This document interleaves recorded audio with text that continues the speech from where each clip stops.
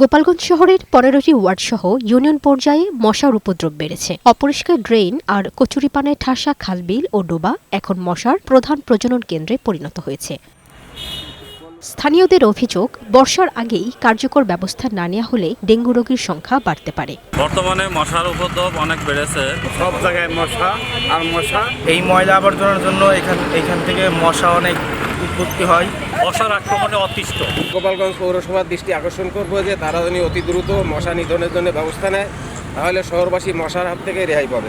জেলা প্রশাসক জানান, শহরের ১৫টি ওয়ার্ডে মশা নিধন কার্যক্রম অব্যাহত রয়েছে। তবে প্রতিটি বাড়ি এবং প্রতিষ্ঠানের আশপাশ নাগরিকদের নিজ উদ্যোগে পরিষ্কার রাখার আহ্বান জানান তিনি। এই সময়টাতে আমাদের দেশে এডিস মশার প্রকোপ বৃদ্ধি পায়। মাননীয় প্রধানমন্ত্রীর নির্দেশনা যাতে মানুষ ক্ষতিগ্রস্ত না হয়, যার যার এলাকায় জেলা ভিত্তিক, উপজেলা ভিত্তিক, পৌরসভা ভিত্তিক, গ্রাম ভিত্তিক বা ওয়ার্ড ভিত্তিক সব জায়গায় পরিচ্ছন্নতা অভিযান করা। বিশেষ করে মশা যেখানে জন্মায়, মশার প্রজনন ক্ষেত্র, মশার লার্ভা যেখানে থাকে, সেগুলো যদি আমরা পরিষ্কার পরিচ্ছন্ন করি তাহলে আমাদের ক্ষতির পরিমাণ কমে আসবে।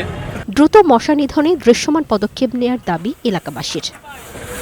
লামিয়া আক্তার, বৈশাখী সংবাদ।